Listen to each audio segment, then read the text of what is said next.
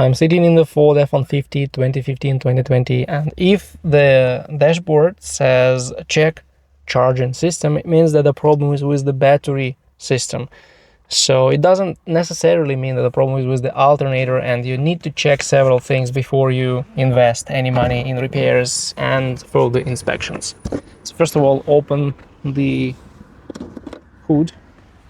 So approach the battery and look at the battery clamps. Make sure they are tightly sitting.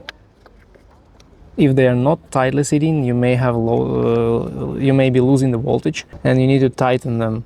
So just tighten the bolts, the nuts that are holding them in place. Then secondly, look at corrosion. If they are not clean, the clamps are not clean, you may need to disconnect them and clean them from corrosion. And also you may reach one ground wire, is the battery to body ground. Here it is. And if this ground is corroded, you may also have issues with voltage dropping here. This is important to understand.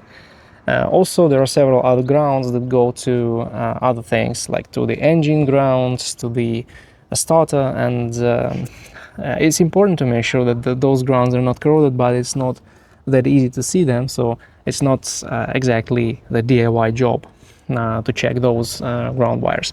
What you can check is you can get a multimeter, and right after you start the car, measure the voltage between two posts.